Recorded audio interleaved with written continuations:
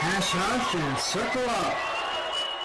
Welcome to On, the Hash House Harrier podcast for interviews, history, and stories. I'm your host, Ra. Today on the podcast, we're back in Europe, in the Netherlands, almost on the beach. It's a little rainy here in Toronto. We'll see what it's like there. Today on the podcast, somebody who's been hashing across 2 millennia, 6 decades, since the 1970s. Long-time hasher with lots of stories. Welcome today on the podcast, Sir Songman. Yes, thank you. Yeah, All right. I started 778. We had no internet, we have no communication. We had to go to a supermarket and find a note in the supermarket. Where is the run for this weekend? That's how it was when I started a few years later in Kuwait. It was in the one convenience store that the expats went to. We already know it was in the late 70s. Where were you and how did you get to your very first hash? What do you remember about that? I was living in Jakarta in 1977 till about 79. I think it was like January 78. I was living half of 79. So I think I was for about a half year I was hashing in Jakarta. And it was the only hash we had at that time on the Monday. Men only. No women, nothing. Only the Monday in Jakarta. That's a very well-known hash that the people have come and passed through. One of the things it's known for, at some point, it became a very connected with hash singing. What was it like then at the hash? Of course, they were expats. There were not really Indonesian people in that hash. But we have the famous and penguin. The penguin, yeah. Yeah, he's still alive, I know. He's still alive. Yeah. And then the other was Peter. He was also a singer, an American guy with a beard, a good singer. Yeah, but I remember, and Bolton was maybe later in Jakarta, but and Skunt, he was Canadian. I don't know him. No. Skunt, I saw him, I think in the 80s or so. I was working quite a lot in Jakarta. And then I saw Bolton and Skunt. And Skunt, I found him again in Hanoi in 2002, 2003 or so. But Skunt, he died about 8 or 9 years or so, something like that. Chris, the Poland name. Chris Ħebecky or so, Chris Ħebecky, something like that. Yeah. All right, let's talk a little bit about what it was like then in terms of getting to the hash. Some people at those times had drivers. What was the land like? The city of Jakarta has changed a lot in 50 years. Yes, a lot. Yeah. So what was the land like getting to the hash? How crowded was it? And the beer? The first time in the 70s, I think, I don't even remember. I get a ride or so. We did have a project cars, but we never used it. So I normally take a ride of the guys. But normally, I did link in the second duration in Jakarta. I had to go, and then I talk about 78 or so. I take a taxi, and then I stop. You know the Jagorawi, that is the toll road. Yeah. So normally I take a taxi and I wait to the toll road, the house, and I just wait there. And there's always a hasher in the car, and he picked me up, and then we go. We have a run, we have beers, and then normally they bring me back. Was that the first time you lived overseas? What were you doing there? Yeah, I'm in water management. The first one is 75. I stayed there for 3 months for Jakarta flood control. So I'm a water management guy of a specialist. I heard about the hash in 1975, and the people said this is student drinking and singing, but it didn't have a very good name. Not a very good name. So on that 1975, I think I did not start with hash. But then in 78, Then I heard it, and somebody said, "Come on, let's go and we try it again." And I liked it. So with some other guys, we started over there. And like I said, we always found some transport. I always managed the way to find a place. And in fact, normally now in generally go out of the city because the city growing and growing. So normally we had to go south on this Jagorawi, the toll road. Yeah, and then we picked it up, and normally, I mean, in that in the winter, it already started at 5 or 6. It gets darking, so it was sometimes quite difficult to find a trail. And I remember that we had people that we lost, and we had to go back to the next morning. We have to find them. And you go Really? to you go a village, and then you find a place to sleep with some people, and they have to pick them up the next door. Yeah. So, Wow. yeah, that was quite something in Jakarta. Were you guys carrying battery operated torches on the run? I think we didn't. I think normally we made a rail that there was soft lights lantern, and it was still, we didn't really go in the forest. There's not much forest in Jakarta though. Normally we didn't. We did later, but no, that was in Hanoi. That was an evening hashish. Then we bring it in the city. But I think Yeah. normally, I think we didn't. Not that, What was the trail marked in? Was that shredded paper in Jakarta then? I think it was paper then, and later at the end was chalk. Yeah, but mostly in the early days it was paper. And what was the status of the electricity and the water and the sewage of Jakarta? What kind of city infrastructure? How was it when you got there and were working in the water? Where in the first one in 75, I had a hotel because a couple of weeks I was there for two months or 2.5 months. I was in a hotel, but later in 78 until 79, so 1.5 year or so. Yeah, no, we had a house, we had electricity. The water supply was from groundwater. But other than that, it was and gas. I think we had on the bottles. Yeah. So basically, the electricity was, of course, from outside, from the company. So a pretty good posting, pretty easy life in Oh, yeah, Jakarta then. yeah, yeah. It's quite nice. Was a And where nice in the south. did you get named there? What's the story of your hash name? I was Peter in the Singer. Peter the Singer in the 70s. Later, I think it was Beijing in China. They named me Songman. They said no, Peter in the Singer, and then in China made it Songman. And then in now somewhere 2005 or so, I got a knight, a real one. So I get the Sir Songman. Yeah. Oh, okay. We'll get to all that, but let's talk about these travels you've done. The 70s and into the 80s, you were in and out of Jakarta. Where Yeah. did you go next significantly for hashing? In fact, I was in Indonesia, then end of the 80s or so, 80, 81, 82, 83. I was in the States, in the Colorado, but in fact, we didn't have a hash. I didn't know about the hash in Colorado. I think in Denver, I think I heard later that they started in 1985 or so, 84 or 85 in Yeah, Denver. yeah.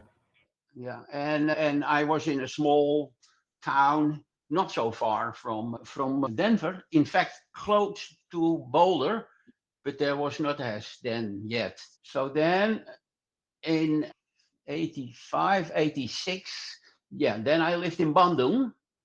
And then we had a good hasher in Bandung. And in fact, then we already had chapters. The man was Monday. We had the puppy, the children on Wednesday. And then on Friday, I think they have a mixed men and women in Bandung. Yeah. I think I'm not sure it was in Bandung or in Bandung or Jakarta. We have TGIF on Friday, and I think that TGIF they went popular because it had mix and the women liked it. On a Friday, Friday is nice after work. We have the weekend and we have TGIF. That was both in Bandung and later also in Jakarta. When you were in Bandung, were you hashing multiple times a week? No, I only want the Monday. Yeah, sometimes they pick it up. We have to for the children. Normally, my wife went on Wednesday with the kids. Yeah, the TGIF. Sometime we go with a special event or so, but normally it was Monday, and it was men only. Yeah, also. Yeah. Okay. Did you collect T-shirts and stuff from Jakarta before you went to Bandung? Were they handing out T-shirts? Do you have any of that old stuff? I still have some. I think I have some old shirts from Jakarta. In fact, at that time we had shirts. I think almost every week. They was always sponsors, and there was always companies, and so we have shorts, shirts, caps, sticking, whatever, socks, all kind of stuff, all kind of stuff. Same in Bandung? In Bandung, I think a bit less. Yeah, it was less. Yeah. Before you got to Bandung, had you set trail in Jakarta? And what was it like to set trail there? Was it pre-laid? Was it live? What do you remember about the early setting of trails in those days? If you are the hare, we normally go reconnaissance for a week before or a couple of core before to set the rail. Normally you do reconnaissance, so we check it, and then on Saturday morning, sorry, this was not a Saturday. I think we did it in Jakarta and Bandung. I think we replayed it in Sunday. Because normally we had to go out. We go out we work, and normally we can do it on a Monday. So I think we did it normally on Sunday, but some did we before the trail. Sometimes I think we can take off from work or so, and you can set the trail before, but at least we checked it out on the Sunday before, that's for sure. Yeah. Did you ever get severely lost in those places? Not overnight, but No, I was close, not in Indonesia, but in Hanoi. I have almost events that we almost got lost late at night. Yeah, we did get lost sometime. Yeah. Yeah. Did you get involved in mismanagement in either of those first two places in Indonesia or Bandung? I normally was the music man, so I was part of the mismanagement. Yeah. How was the singing in Bandung? Was a lot of locals there? Not so far. 70s, it was all expats in Jakarta. But in Bandung, we had more locals. Not very much. And we the dictator, the management guy from an engineer company there. I worked with him, so we heard him about and we know him about. But we did have, I think there were probably like 10 or 15 local people. Yeah. Yeah. You spent a lot of time in Southeast Asia and also in China. What was your time in China? When was that and how long was that? Beijing. I started in China in 1978. And then I have been in China 70 times. Wow. Sometimes for a couple of weeks, sometimes for a couple of months, but also for a half year in Shanghai. And another one on the Chongqing in the northeast, also a half year. In Chongqing, there was no hash there, but in Shanghai, of course, we had a very good active hash in Shanghai. It was quite nice, but also Beijing. Oh yeah, we went to the wall for I think at least once or twice per year, and we make a weekend, and then we go oversleep on the wall. Oh, cool. On the wall, yeah, very in the summer. So we go running around, and then we have one of the big towers. this block, this square block, Yeah. watchtower, and there we have beer, drink, and we overslept there on the wall. That's Yeah. great. So we talked about Indonesia, Bandung, and Beijing. What about the reputation of the hash? At some point, the locals know what's going on or notice. What was it like in China? Were you guys like space aliens, or was it? What was the reaction of the local people? The people running? Well, normally they start waiting or shouting or whatever, but normally they are positive. Yes, really not it. I know in Indonesia, but I was not in Indonesia at that time, but we get the message and the news that there was a big problem with the hash in Indonesia. I don't know exactly, but it stopped again.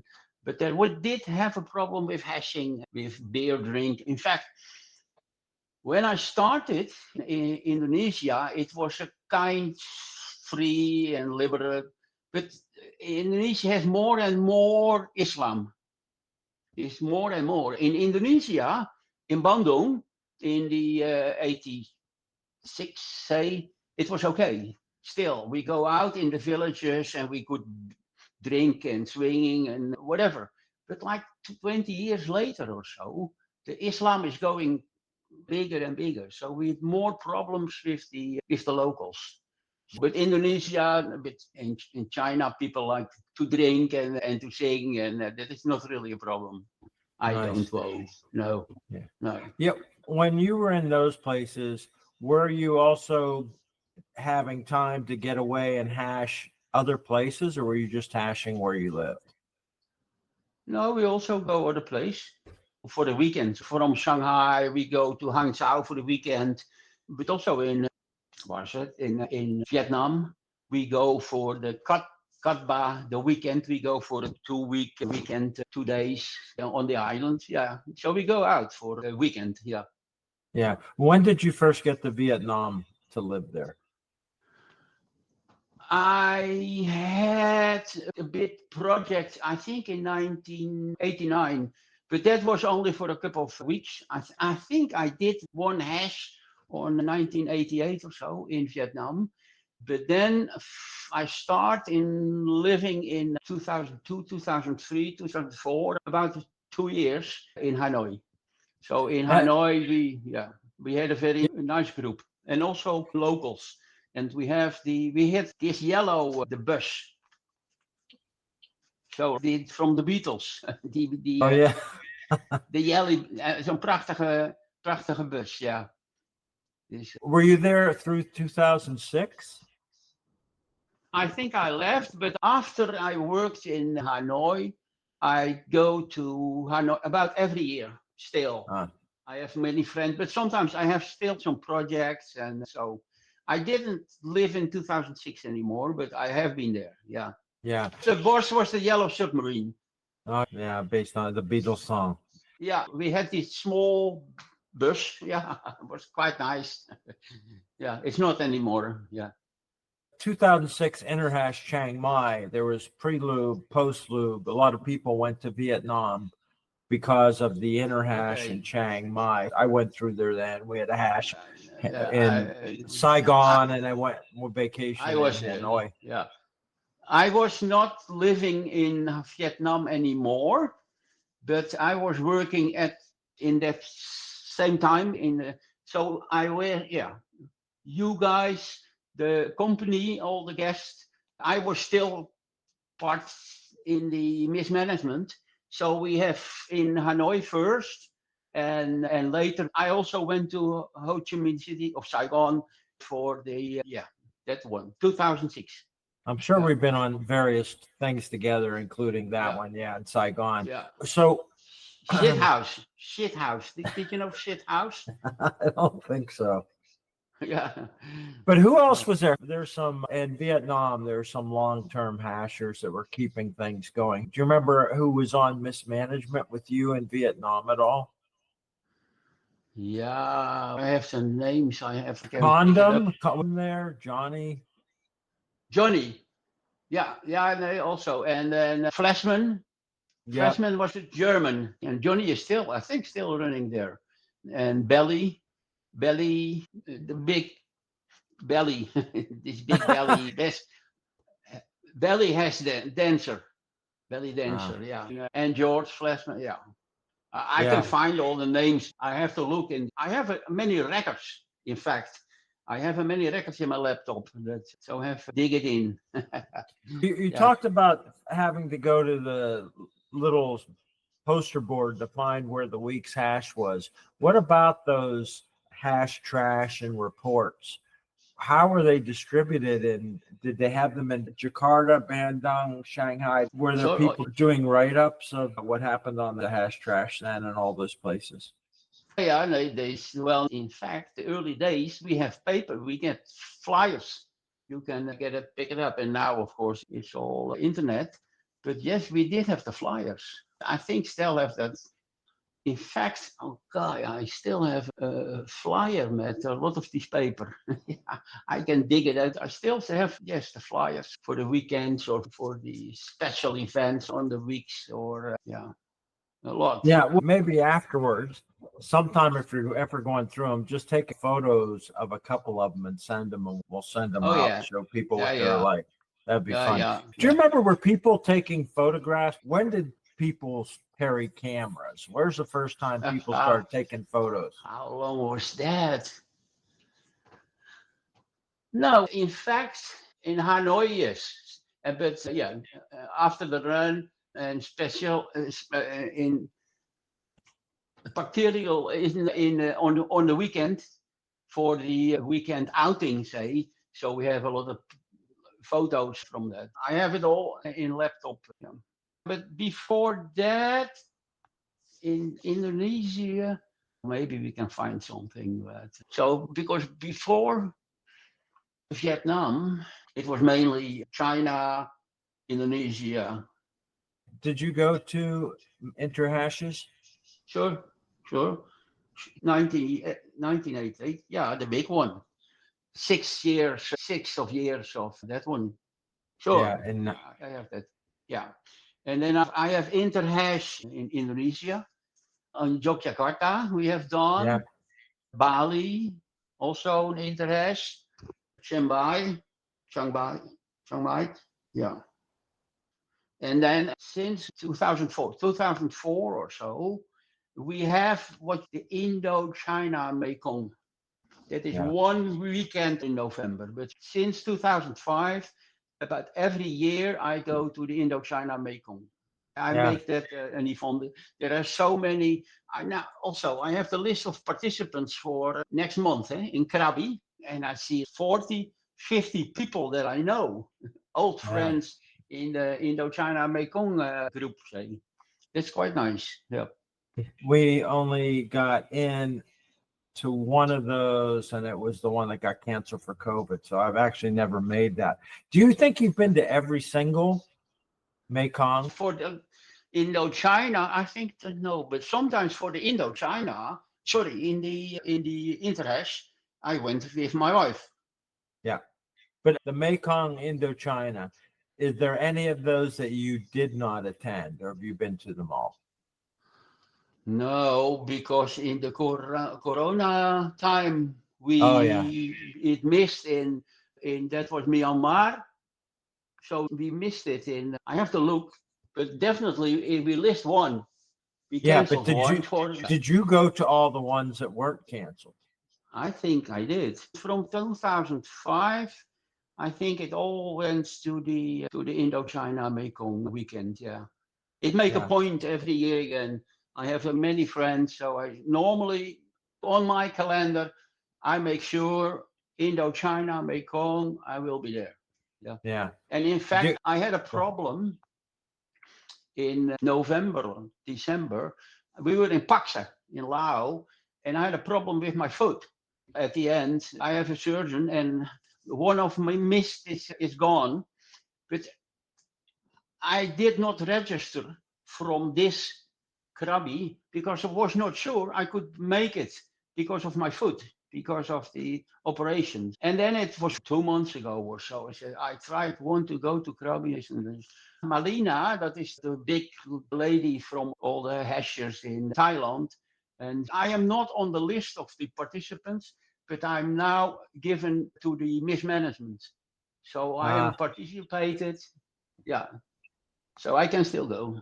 Yeah. Yeah, well, that's what you get for attending them all. You get a little bit of extra help.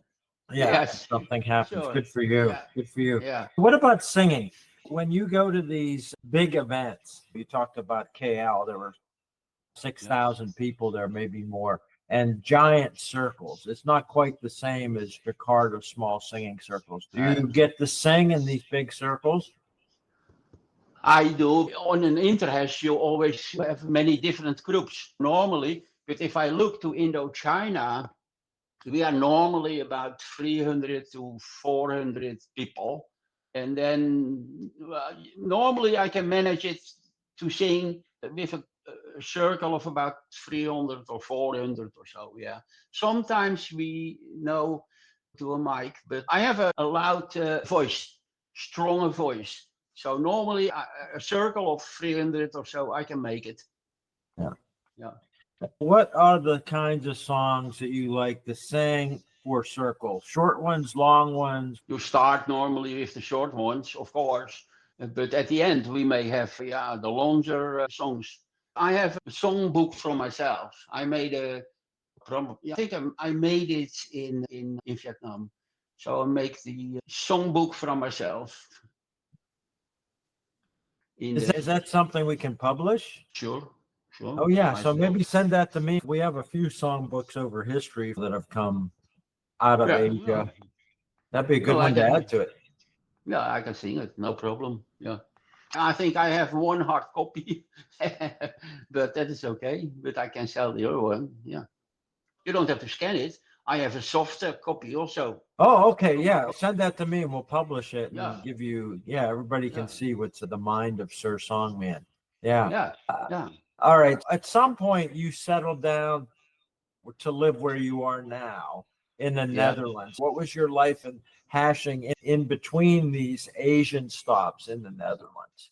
Normally, I don't go to the hash in the Netherlands on the daily. I live on the dunes and the beach, so I can go to the city in Amsterdam or go to The Hague every week. But normally I go out in the dunes for running or biking or only special events like this one for the sale, or a Christmas party or in fact, this one, the Amsterdam is coming to the station. It's part of the Amsterdam hash, but they are on the rail station. It's about 2 kilometers from my house.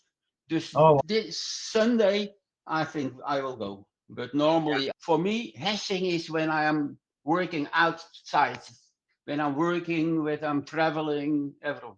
Like I said, and a Christmas party or whatever, but not a weekly thing.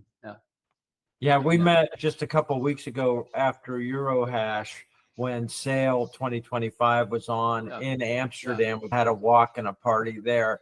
We got stuck there because of the Air Canada strike, so it was an extra hash for us, unplanned. You were in Estonia? Yes, we were in Estonia and we flew to Amsterdam and our connecting flight was canceled and it took us 3 days to get out of there. Oh, really? So that was a bonus. We left the next morning after the Sale 2025 hash. It was downtown Amsterdam. So that was very good. There was a few visitors there and a circle inside a house and lots of singing there. Yeah, that was good. I have a problem. In fact, 3 years ago or so, I fell down on the ice with skating and I fell and I have a brain problem now. So I start with a song and after first line, I'm lost. It's gone. In fact, I told him, I am saying, Sir Songman is retired. Because it's a spice, it's a white spot in my brain. If I take a book, of course, but in my house, in my head, after the first line, okay, what is the second line? So that's why I'm saying, Sir Songman is retired, but I have the book. I guess you can start a lot of songs and other people pick them up. Yeah, that's a weird one. Yeah. And what happened during that accident? How bad was it immediately? And how was your recovery? No, yeah. In fact, it happened. I went to the hospital for 3 days. And 6 weeks again on the ice skating court outside here nearby. I fell again, and now it was a heart infarct. So a heart infarct and brown. And this all happened about within 2 months or 3 months or so, just before my wife died. It was the stress from my wife. And yeah.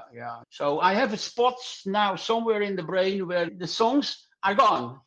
But in the book, I have the soft copy, I have a hard copy, I can use it, but it's difficult for me. I used to be leading on a circle with, like I said, for 300 people or so, and I can go on for an hour or so, no problem. Yeah. But no, it's getting too old now. Well, how old are you, Matthew? I'm 67, and my little weird medical thing is 3 days before we were going to fly to Interhash in New Zealand, I got an acupuncture needle that tore something. 3 days later, I got a collapsed lung. I had to miss Interhash. I wasn't allowed to fly. On the way to Tallinn in Lithuania, we had a hash, and I tripped and fell, and I landed right on the little surgery spot. So I'm still kind of suffering from that. So I can relate to falling down. You run, you're a fit guy, you fit skating, biking, running, but sometimes we fall down and pay the price. I am 78 now. Wow. And as I said, I lost one toe. And with running, I can run short distance. I can run like 6 or 7 kilometers.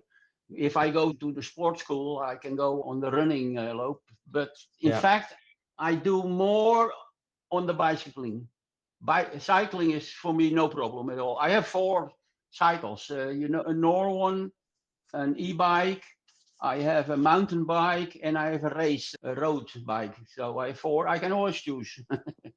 Good for you. A lot of people would be happy to trade places with you that are a couple decades younger and still have what you've got going. Good for you. Hashing, and you have to deal with what you got to deal with. You talked about those stressful things that happened in your life, and but singing, not being able to do you enjoy it? Yeah, of course. Yeah, that's why I did it. I liked it always. Like I said, I was 1978 was Jack the Stir. He was the songman in Jakarta, 78, and I learned from him. Jack the Stir. I think he's still living, but somewhere. But I learned from him. And Hazukashi. He's all Hazukashi, Hazukashi and we have done a lot of singing in Asia. Yeah, and we combined for the hashes in Asia with Hazukashi and together with me. So I know him quite well. Yeah. So there will be a lot of people going to Krabi. Have you hashed in Thailand much around? The next into Mekong in Thailand is in Krabi in Thailand. Sure. Have you hashed much in Thailand? Oh yeah, quite a bit. Bangkok, Chiang Mai, Chiang Rai, Phuket. Yeah, quite a bit also. I know how many. I have the records somewhere, but yeah. But I have not worked a whole lot in Thailand. A bit. I worked with the Mekong Commission in Bangkok, so regularly. But normally I was there like a couple of weeks or so. But I had long things of working and living and hashing in Thailand. Just only a couple of weeks. Yeah. At what age did you retire from work? In fact, I think about only 1 or 2 years ago. I'm not sure if it was 1.5 years or 2 years. I had a project in Nepal, and we had to the hash in Kathmandu a couple of times. I think in 2003, I had my last work mission, 2 missions to Nepal. I got an infection. I'm not sure if was it early this year or in the fall. That was a project in India, Assam, And Assam is quite remote and access, remote air, passing above Bangladesh to the east, Wow. northeast. They had a project for 6 years, and I had to be there for half of my time, dus a half year every year, and it was 6 years. And in fact, my description of my work was 100% covering. Really, he wanted to be a team leader, and my experience was spot of it. But then I said, listen, 6 years and a half of the time, and sorry, forget it. You just take a young guy, and I will come 2 times per year or so to guide him. But they couldn't find it, so I said, forget it. Yeah, it's too much. What do you think about the changes of the hash over all these years? It was a small thing and local, and now, because of the commission, the people can go everywhere. People come over, and the communication, internet, it's quite a change. But other than that, it still is a local run. And generally, as possible, like around Hanoi, it's still around the city. And we did have always I think it was the women in Hanoi, we also did it on Thursday or so with the city. In fact, that was a local ladies, but we always mixed it up in the city itself. I'm not sure if it's still there, but other than it's the same. You still have the trail and chalk or paper or whatever, but other than that, it's the hash. Do you have there with you any of your patch coats? How many? I was wondering if you could just put one up in front of the camera. Just take a quick look at one. I have a vest, I think you were wearing it in Amsterdam a couple of weeks ago. It's full. So I have to take another one. I'm back in the light again. Oh, yeah. It's all, it's covered. You got a couple other things besides patches clipped on. There's a bottle opener or something hanging. Yeah, I have.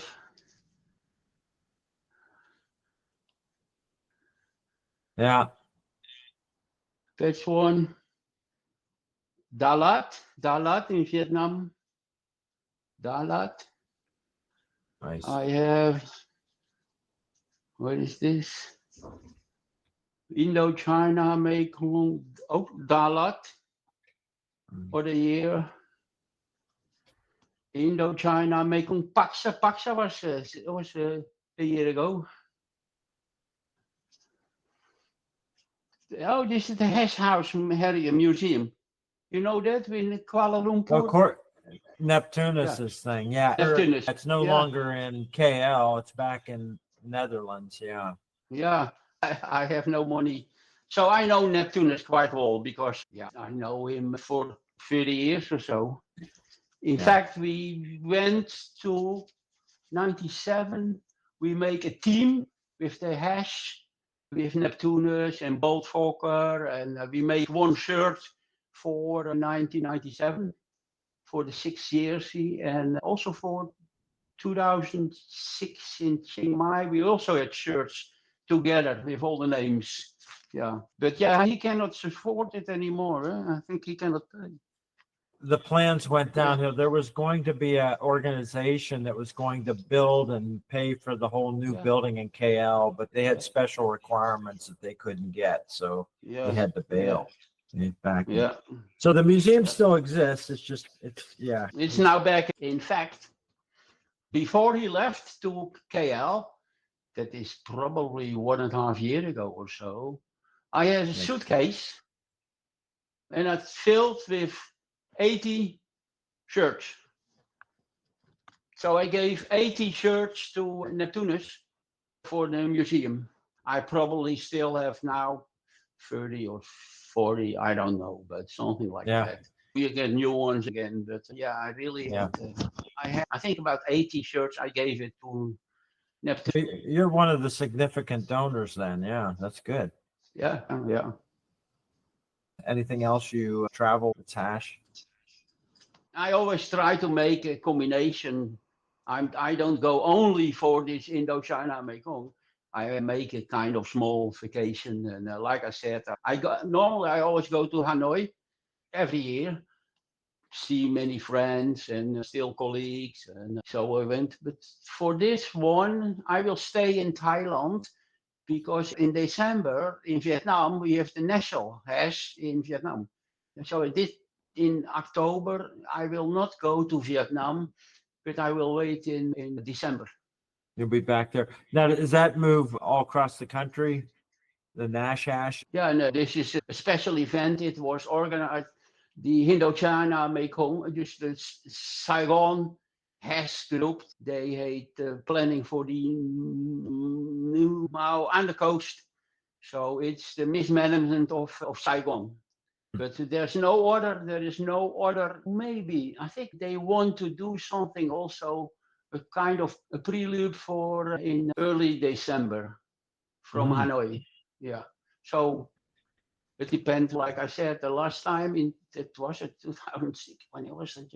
Yeah. Then we went to Hanoi. We also Da Nang. We did have a head at that sometime because Shithouse living there. But now it died. Da Nang is known. And Dalat, of course, we did, and then Ho Chi Minh City.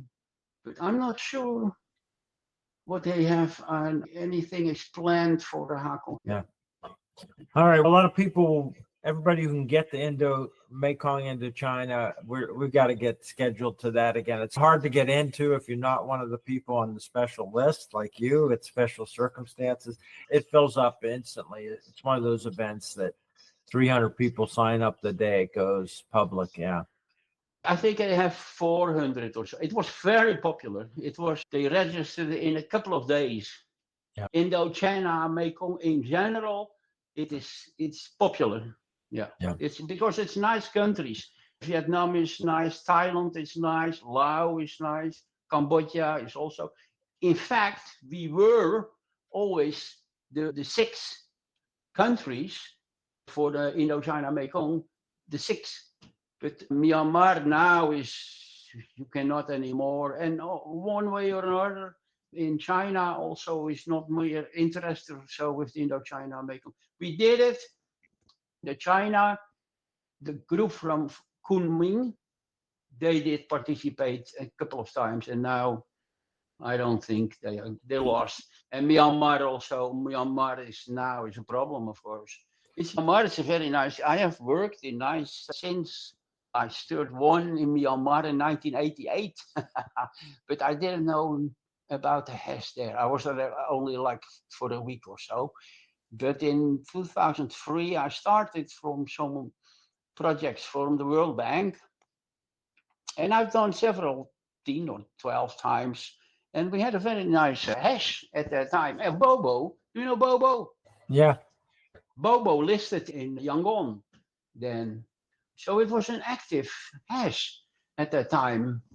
So in between 2013 and then 2023 or so. So we had in 10 years, we had quite a very good hash. But then Bobo first, he had heart problems and his health was a problem. He left. In fact, I saw that we had a hash on a Saturday in Yangon. And so normally Bobo is good at running. Yeah. One way or another, something happened. But he disappeared. We lost him at the end. And that started his healthing problem. Now I think he's running okay again. But after that, it's okay. Yeah. Bobo. Yeah. Who else do you expecting to see at Mekong Indochina that you see every time? Any other old friends you want to mention? I make a list, in fact, already. Okay. Let me get. Yeah. I made a list. I checked the list. Snakebite, Viking Dick, Azukashi, of course, Sir Bolt Fokker, joint venture is a lady from Denmark, Lecturers, Australia, Maggot is from Singapore, and his wife, Dripping Wet, Liqueur is is UK. The headmistress, Julia Stanton, she was the headmistress from many years. Testicles, the old testicles was, I started in Hanoi. Yeah. Yeah. Flasher. Are you I really would like to interview Testicles. I can't connect with them. Maybe Testicles? Yeah. So when you see him, tell him he's got to get on here. Yeah. He's getting old, yeah. Flasher, the German, he was the GM for Hanoi. Little boy, Nick is the big fat, yeah. Lady boy, Magician was the Australian, I think. And it was Spandex, my friend. Yeah. Don't recall Shirley. Shirley was in Yangon also, but I think he now in Bangkok. Just ja. Nou ja, Bobo. Eurocrab. That is the Benjol. He works for the European Commission. China. 4x2 is in Thailand. Noah. The Nigerian, the black guy. He also was in Myanmar. Michael the Slover, Ibo. Yeah. Big Spender. Noriega. Frank, yeah. Is his bar still open? He had a piano bar. I think it was. I started that is probably in the 80s or so, that we went to go to his bar in Bangkok. Oh, right. What history, jongen. It's unbelievable. Yeah. Hand cream, Jurgen, Dutch guy. Bimbo. And then Frisky, lady from Holland. And Rambo. No, I made the list already to make sure. Yeah. Spandex was with us at Sale 25 in Amsterdam. Yeah, Spandex is in the hospital now. He has an operation today. I think he can a pacemaker for his heart. But yeah, I normally work quite a bit with him. Yeah, I met him in 2002 or 2003, and I met him the first time in Hanoi. It was the first time for Spandex to know the hash. So you were on his first trail. Yeah. After that, he has been a lot of Spandex. Yeah. In fact, we went Nomad. You have the group Nomad, and there was in Ghent in June or so. We were there for a weekend. I have a camper here, so I took the camper to Ghent and Brugge in Belgium. And Spandex, they didn't want to pay for a hotel. I have this camper. And on top, you can open up to the above. So he's sleeping above me. Good for him. Yeah. All right. That's a great talk down memories and people and places. Pretty interesting. It's getting close to 50 years now since you started hashing. It's pretty amazing. Why don't you give us one song or a line from a song? We're going to hear your booming voice. Just I know, like you said, without the book in front of you, you can't sing us a long song, but let's give everybody a sample of you and Sir Songman starting a song. Here is the book.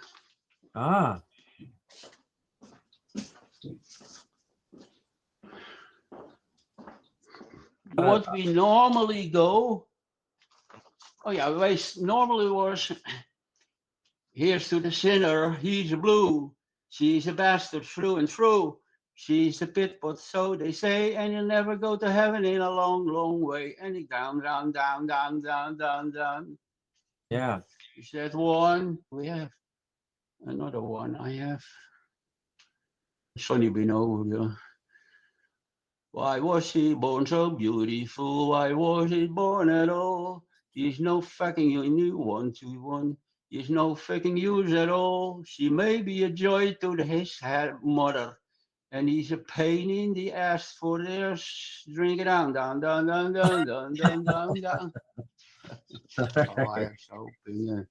Yeah. Jungle smell, city all the way. Oh, what is fun to run through the swamps in Saturday. Jungle smell, just jungle smell, trailing all the way. All these drinkers. Scored, what's it? CBs? Oh yeah, scored, cursing the whole day. Yeah, Jezus, Alavette, oh yeah. à la vette. We normally did that in the bus. Yeah. Yeah, singing on the bus. Yeah. Echt, normally, together with spandex, we tried. We going back from the hash, we are singing all the way. Yeah. And à la vette. And if I were the morning, I like my gin, helps me get in. He's bring out the old vino. I like my vino. It gives my the stand suprema. I. See Belinda. She pissed out the window all over my brand. New sombrero. Yeah. I think I have about 50 songs. And I have also this with the moves. The motions, yeah. All the motions. They're shown in the book? In the book, that is in the book, yeah. Oh, yeah. Yeah, you will see it. Yeah. All right. Yeah.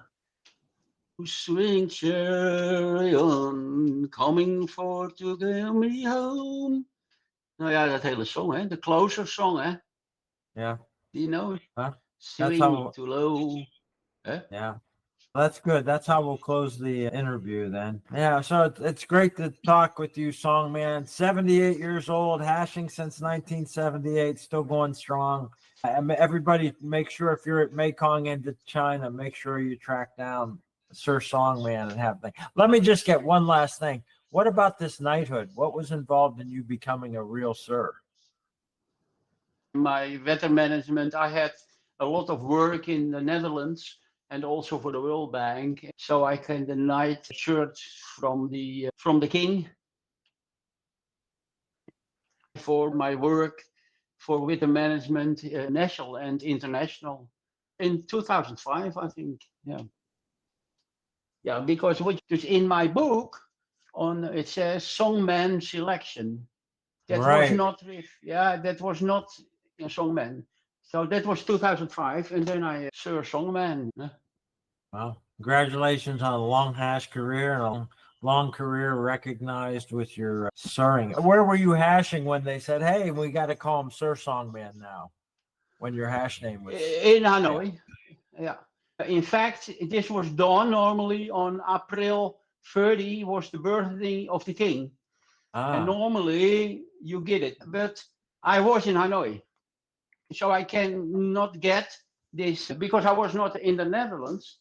And so I came back in August or so, something like, and then the mayor from the village where I am. So there I have, I think I have it somewhere. Let me check. I have heard somewhere. Listen. So this is what I can check. Can you see it? So this is the official decoration thing. It was a little easier for you to find your songbook than your award medal there. Yeah. Yeah. So that is the decoration. But okay. All right. We got you singing and hope you enjoy seeing all your friends at Mekong, and we'll see you down on trail. Yeah. All right. Okay. On.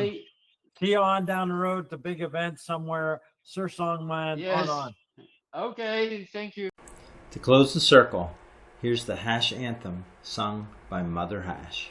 Swing low, sweet chariot, coming for to carry me home.